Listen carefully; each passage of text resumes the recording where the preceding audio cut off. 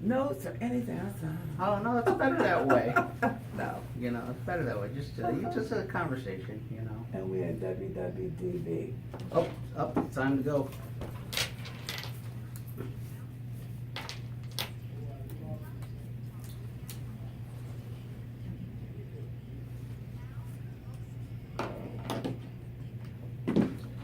Good afternoon, this is David O. Thank you for joining me again on In the Know with David O. I hope you enjoy this show because we have some really fantastic people that we bring on to our show, really knowledgeable experts and up-and-coming artists, folks from our area. Sometimes we bring them from out of town, but mostly from our area, and it's really to provide you, the listener, with the base of knowledge and perspectives. Listen, I don't agree with everybody, I'm sure you don't, but it's important to hear what people have to say, what their perspectives are, what their ideas are, and to take them at face value, and then to, you know, kind of consider all of that as we try to improve our community. Let me start by thanking the show's sponsor, Weinerman Pain and Wellness. They're at the Land Title Building, right a couple blocks from City Hall at 100 South Broad Street, Suite 1800.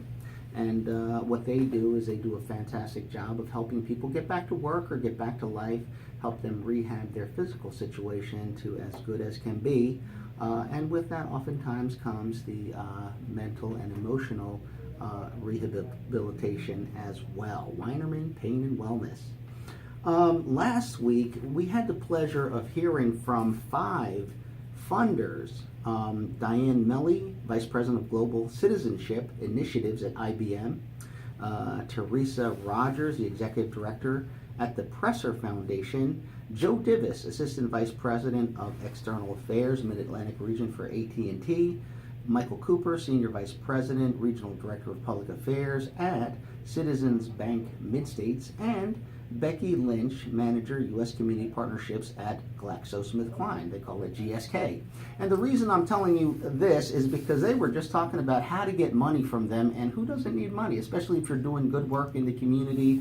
Wow. People, look, I'm sitting here with Marian Tasco, councilwoman, commissioner, former this, former that, and still, you know, she's our main guest. But listen, she knows all about it because, you know, when she was, actively engaged as a council person, she represented her district, but of course, as a council person, the entire city, and sometimes beyond. And so, yes, people trying to do good things. And the reason I'm telling you that is because if you want to check out last week's show, you can simply go to www.wwdbam.com, or you can go to my YouTube channel and just type in the Know with David O.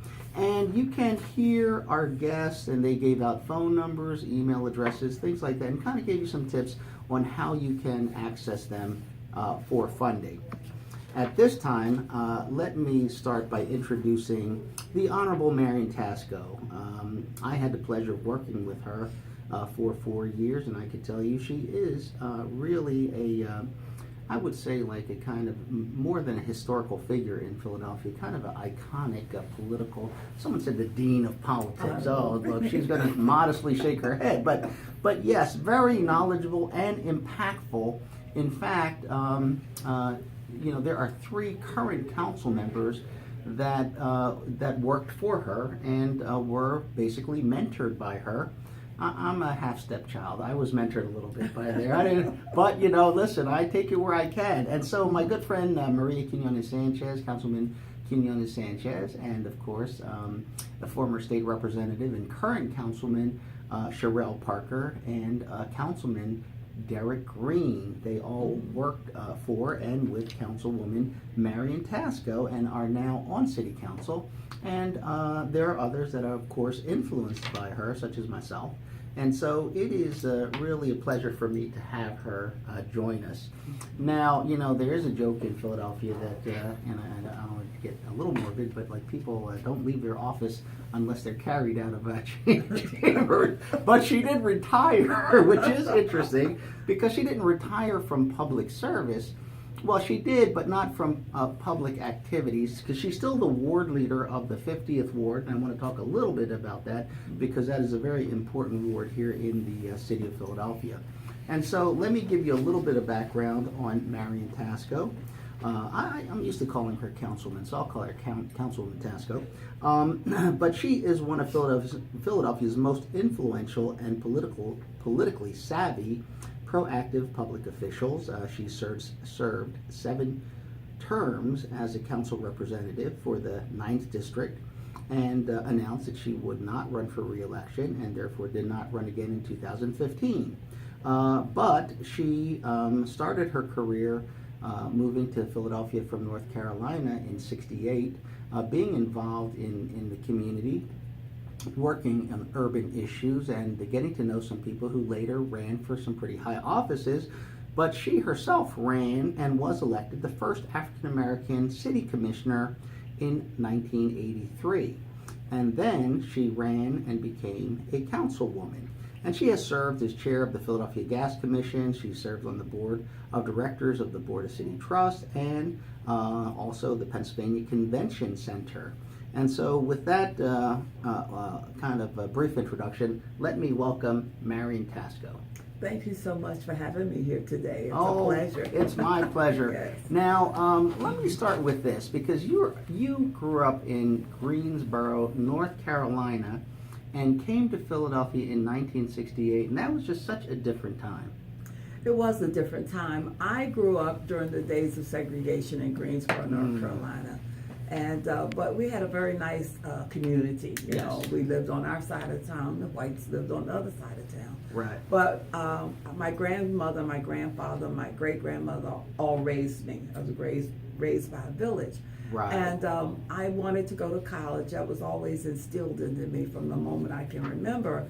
And I enrolled in Bennett College, but Bennett College required us to stay on campus a year. Okay. I didn't have the money. All the time I was in my freshman and sophomore year, I was working someplace. I was babysitting, I was being a maid, I was working at a restaurant. I did whatever I could do to raise my tuition. So then they required us to stay on campus, and I couldn't afford it. So I came to Philadelphia because I had family here. And I transferred to Temple University. Okay. And of course there was a guy involved, so Oh, I had that earlier. I didn't hear that part.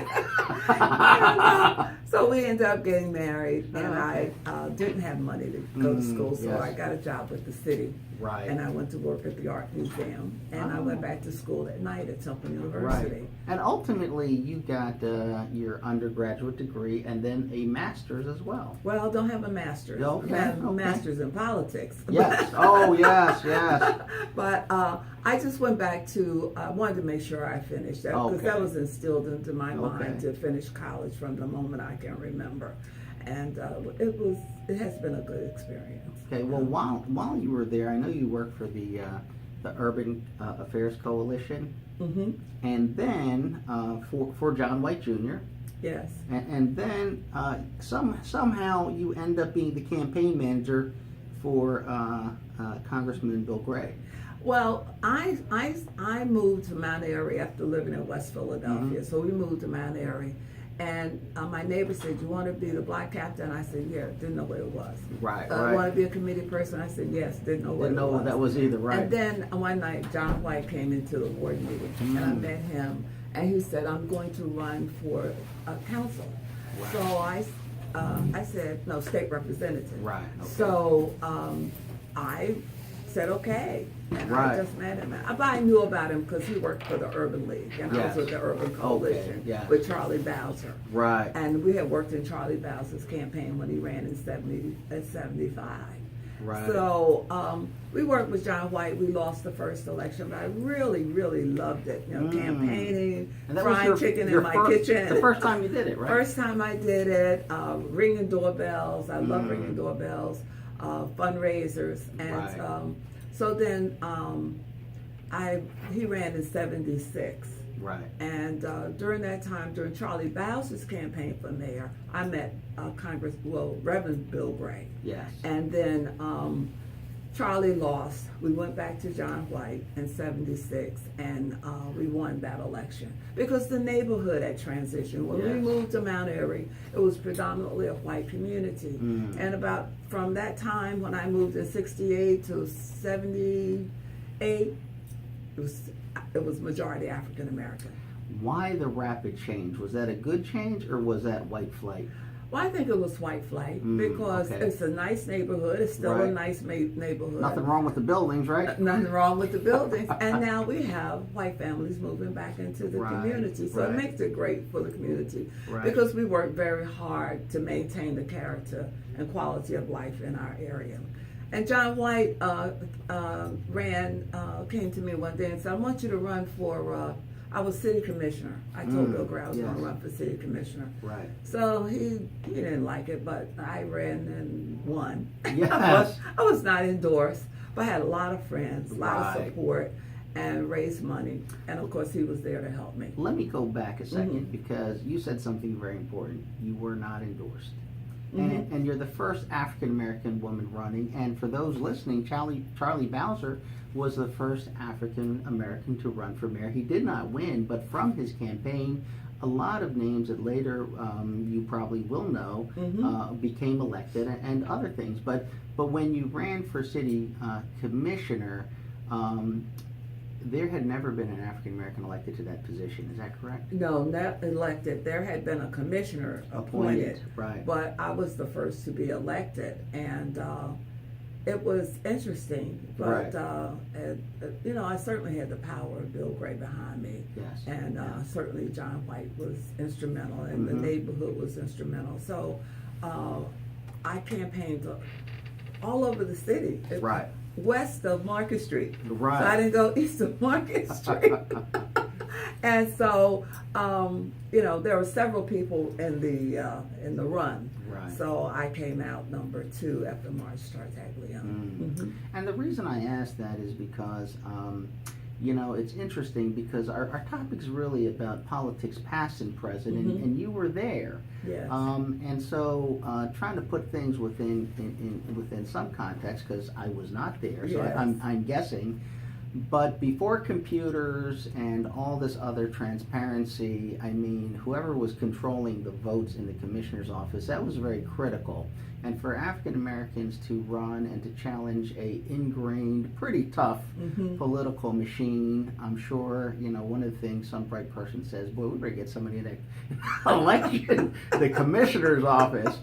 But who would that be? Because it would have been a tooth and nail fight, I would imagine. Well, what happened, I was working with Charlie at the Urban Coalition, this Urban Affairs Coalition, and I can't forget the Urban Coalition. And we were trying to do voter registration, and at that time, C. Dolores Tucker had provided, they had mail-in voter registration forms available. Right. And we called, we wanted to get forms from the city commissioners, and they said they didn't have any. So we called Dolores Tucker, and she sent a box down. But in the meantime, I marched on the city commissioners demanding demanding for those voter registration forms, and that sparked my interest because I always had an interest in the community. I wanted to make a difference, and so and then we ran with Charlie, and then I worked with Bill, and I said, well, maybe what am I going to do with the rest of my life? I think I'll run for office. That's what happened. Okay. And so being in the commissioner's office, it was interesting. Right. And matter of fact, when I resigned to run for city council, they were having a hearing about changing the charter. So I submitted a paper to do away with the 3 commissioners. Oh, that's interesting. Elected commissioners, and have them appointed. And we can come back to that. Oh yeah, no. Well, listen, the reason that I find that interesting is because for those who are listening, if you're younger, because we have some more senior listeners, like today it's relatively easy. You could right on your phone figure out how many voters there are, there aren't. But in those days, you wouldn't know that. There were no records available. You'd have to go to the commissioner's office, and they might not even give it to you. It was very difficult getting information from the commissioner's office. In those days, there were traveling registrars to register people to vote. So they went throughout the city, and of course, they targeted the area where they might want to get new registrations. And so it was controlling for me. I didn't like that idea. I thought everybody should have the ability to register to vote. And so I said, well, that's a place where I think I might want to go and make a change. And that's what I did. That was my first race. Okay. Now, when you look at all that you had to go through back then, and as I just said, I mean, information is power, knowledge is power, and the information was not available. And now when you look at, the new group of people running, and so, I just met with a young group of grad students from Columbia. They're all very bright, about 14 of them. One of the things they said to me, is it a good time to run? Is it a good time to run if you don't have the support of the party? I said, listen, in my opinion, there's no better time. You have all that information right at your fingertips. People are generally unsatisfied with the political structure right now. They're looking for change. And there's all kinds of social media things like that. The only thing I do worry about is so much of it has become rhetoric because of social media tweets, and so people will say something about a problem, not actually get to work on it, and the next thing you know, they're talking about another problem and another one. But in light of that, how do you see it different? Because in today's world, you can access all that information. There's a lot of social consciousness. There's a lot of dissatisfaction, and people can talk about it. But in your day, there was so much denial of access, and there was things that you wanted to get done. And so, what do you see as different, the good and the bad of it? Well, in the day that I ran, the party really was a very strong Democratic Party, Republican Party, and they pretty much the ward leaders were Democrat or Republican. The ward leaders were loyal to the party. Certainly, they had a certain amount of patronage that they had to hold on to. So they pretty much followed the leadership of the party. Let me say this, the person who was important to me to win that seat as commissioner was Bill Gray. He was the congressman. He had the resources, so we could put people on the street. I had literature that I could put out. I did radio time, so I was a very visible candidate, and not just supported by the party, but I worked very, very hard, and I had my sorority, the Deltas, who worked very hard for me. I've met them several times in council chambers. We have a Delta here. Nah, family.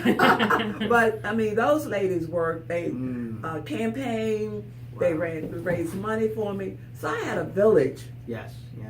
To, and then, of course, sometimes you can influence the ward leader be for a candidate you like, and so that happened. So Bill Gray was instrumental. I will never deny that. I didn't do it by myself.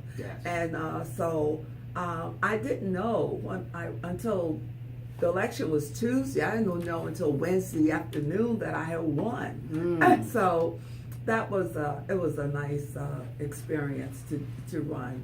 And then I was there for 2 years, and John White was going to leave the State House to leave council to run work with the governor. And Casey, I believe it was. Was it Casey you worked for? I would think so. I think so. And so he said, I want you to run for council. I said, well, I named all the possible candidates. None of them are going to run. I said, this is too good to be true. I don't believe this. I'm getting this on a silver platter. It never happened to me that way. So I proceeded to tell the Congressman Gray that I was going to leave city commissioners, and he went up one side of me and down the other. I worked so hard to get you elected, and he said, oh, that's what you want to do. And then I found out after I left the city commissioner's job and decided to run, there were several people who wanted to run at the same time. Then I got angry. So I just ran a campaign, did a lot of door knocking, and we had the financial resources to run a first-class campaign. And so I was successful in running that campaign to become the councilwoman. I was not endorsed. I Yes. was not the endorsed candidate. Yes, that makes it not easy. How did you overcome that? Well, we had the resources. Mhm. I had Marian Johnson, Mm-hmm. my friend Marian Johnson, who worked for me for many years doing zoning. She helped me in Logan. Right. And then I had other people in the community. Maria's the Latino community Yes. was very helpful to me. Yes. And so I developed a lot of relationships throughout the years. And so that was how, a lot of people supported me. Right. So it wasn't really, and I don't think the ward leaders that much against me. Right. But right. they pushed very hard. I won the 50th ward and the 10th ward, and I held my own on the other wards. Now the 50th and the 10th ward, which are up in the northwest, kind of like in the middle of that V at the top of Philadelphia, that is considered, for those listening, two very important wards. And why is that? Well, the point is, when we moved up there in 1968, we got active in our community, and we wanted to maintain the character of the neighborhood. We wanted to be a nice neighborhood. So those of us who are part of that community, who represent that area, we work to make sure that our constituents are served, that if they have a problem, we solve it. I've built 2 rec centers, refurbished most of the rec centers in that district. We worked with Dwight on Ogons Avenue. Yes. So it's a matter of the community has to know that we work for the community, not for ourselves. To provide To the provide quality of life that, Right. that they really value. They value that, and so we meet a lot. We have a lot of community meetings, a lot of community activities, and stay engaged with the voters, the people who live in that neighborhood. So I go to the grocery store looking like I had, hi Tasco, hi Marian. I mean, that's how we are. You don't have to say councilwoman, because we are friends, we're neighbors. Yes. We've worked together these last 30-some years, and they appreciate that because they know we care about that neighborhood. Now, the pundits will say in the press that if it wasn't for you delivering that area, we would have a different mayor. I'm not sure. People up there are pretty smart. They know and whom they might want to vote for. Right. And so when they see who, because we've earned their trust, Yes. and have worked to bring good candidates in, good representatives in. So when they hear us say that we want to support a candidate for office, then they tend to go with us because we're in the field, we're working with these candidates and things of that nature. And so I think it's because they have the confidence in us to help them elect good people to represent them. Right. So it wasn't me, it was just my relationship with my community. But the voter turnout is very good in those two. Well, those people vote. We hold, through the years, we always had voter registration projects. We have town meetings. We invite various elected officials to come in and talk about issues. Right. And so we keep that community involved as to what's going on. So I think the neighbors feel that we've done a pretty decent job. So when Sherelle came to me and said, John was leaving, I said, well, you have to run for that seat. She said, no, I want to be council person. I said, I'm the council person. So you have to run for that seat. Yeah. So she didn't come to saying, I want to run. We said, you should run because she is a good person. She works very hard. Yes. She loves our constituents. She works hard to represent them. So she ran for the state legislature when John left. So then I met Derek Green. We were working on predatory lending. Right. And he was part of our committee. He worked for the city law department. And my legislative person was leaving to run for judge, Brenda Frazier. Oh, okay. Remember Brenda? So sure. When I said, you want to work for me? Derek said, he looked at me. And he said, let me think about it. And he called and he came on as my lawyer. Yes. And so that's how we came into having him in my office. Right. And then Maria Peonis was Yes. my first employee because Right. she had Oh, worked with me goodness. when I Okay. ran, when I was city commissioner, and she heard I was going to run for council. She came to my office, little skinny woman, girl really, Yes. reporter for a newspaper. Now, what are you going to do for my community? So then, Sounds like somebody I yeah, know. sounds just like her, doesn't it? So anyway, I said, after the election was over, I said to the Latino community, you have somebody who wants to put in my office. So I ended up with good people. Marian Johnson came to work for me. Pat Trinkle came to work for me. She represented the majority on the east side of Market Street. Right. And so I had a diverse staff. Yeah. And so we could service all of our constituents. Yeah, really one of the keys is having an excellent staff. And, That's the most important thing. You have to have a good staff. You have to trust them. They have to understand what you stand for and buy into it. If they don't buy into it, they're out the door. Yes. The door. Yes. Mhm. Well, hold on, because listen, everyone, we are going to continue this conversation with Marian Tasco right after this commercial break. Okay. Oh, you're fine. We did like 20 minutes. We're going to talk some more up until like 2:48, 38. Then we go to commercial breaks, about like less than 10 minutes. And then we'll go commercial break, we'll switch seats, and then I'll have a conversation. If you'll stick around and you can hear her play and all that stuff. Okay, here we go.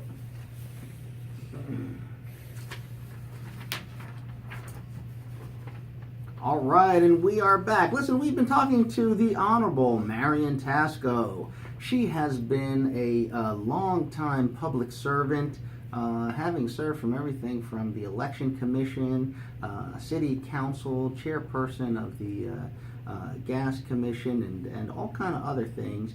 And standing by, we will be hearing from Danie Ocean, and that's actually Danielle, and she is a finalist in the 2017 PHL Live R&B category, and she was recently written up in the Inquirer. Just a fascinating story, but we're really going to focus on her music a little bit. Well, we'll get into that, and so stay tuned, because after we finish our conversation with Councilman Marian Tasco, we'll be getting to know Danie Ocean.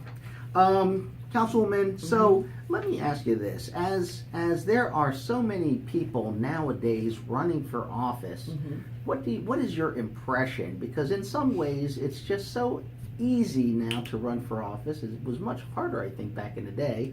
Of course, you still have to get your signatures. You still gotta, get past all the little details, and then you gotta actually get out there and get yourself elected. Well, it's not easy. I mean, you don't have the any blockage. It's the system, the process is far more open than it was back in the day when I ran. So what you have to do is be able to raise money. Yes. Because you have to develop a message and get that message out. How do you get the message out? So you still have to have radio, sometimes TV. Some TV doesn't recall all of that. And then if you don't have the support of the wards who put people on the street through the committee structure, you have to be able to pay people to work on the polls to give out your literature and convince, door knocking, and that kind of thing. So the process is the basics are the same. Yes. They don't change. Yes. And of course, there's the more you are seen on television, or the more you're on the radio, then people will get to know you. But I believe you have to have someone who testifies for you, who can speak on your behalf, and it doesn't hurt to have an elected official be supportive of you and lay out your credentials and talk about what you've done in the community. And certainly if you're going to run, you just don't wake up one day and say, I'm going to run for office. You have to have a record. What have you done? Who did you help? Did it make a difference? I used to train women across the country, and the topic of our training was women making a difference. And so how do you do that? So you have to be trained. You have to have a message. And so it's, it's not easy. It looks easy, but it's not easy. Yeah, and we have so many women running this year, which is great news, but it also coincides with the revelations of all this sexual harassment and other problems. And that's unfortunate to have that issue generate the interest in women running. Women should, we started in 78, 79, trying to interest women to run for office. And we did change the Congress a lot, because a lot of them ran for Congress. But a lot of women run for the local school board. They're engaged in their community, and that's important too, because we need their voices right there at home, working with the local government. So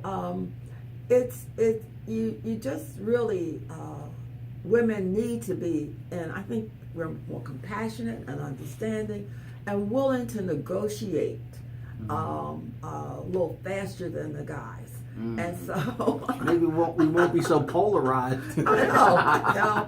And everybody's not going to be on the same page about an issue. But the issue is to sit down and discuss, and how can you negotiate to come out with a solution that will be beneficial to the constituents. Never forget the constituents. That's who you are there to protect and support and legislate on behalf of. And so when you lose that, no matter whether you're male or female, you're going out of office. And I think the whole issue of sexual harassment is pretty good that it's coming forth now, because it just didn't start. It's been in the wind since time immemorial. Yes. You know, it's interesting to me, because I was talking with someone, and we were talking about affordable housing. We're talking about the middle class, and you know, I said, you know, I believe there was a time, and I might be a little too old for this. It might have been just about when I was a child, and maybe a little before, where you could come out of high school in Philadelphia, have a high school degree, go get a job, because employment was pretty good, and, well, maybe not for everybody, discrimination was there, but there were more jobs, and even in neighborhoods there were black-owned businesses and other things, and people could go get a job, and with that job they could buy a car and a house. And it's because things were affordable to the average Philadelphian. And nowadays, with the median household income being just a little under $40,000 last I checked, I mean, who can afford a new house today? And so, yeah, these are really a lot of issues. Well, you know, when I was coming up, there were more jobs, because we were in, what do you call, the factory. And those jobs, manufacturing, and they gave a lot of people jobs. I know my great-grandfather worked in the foundry, and my uncle worked for a Cone Mills in Greensboro, North Carolina, and they paid decent jobs. We had a nice place to live. But all of those businesses are changing, because new technology is bringing in different businesses. And so we have to think about, how do we train people for those jobs coming up? And they're not enough, because the more you have technology, the fewer people that you use. And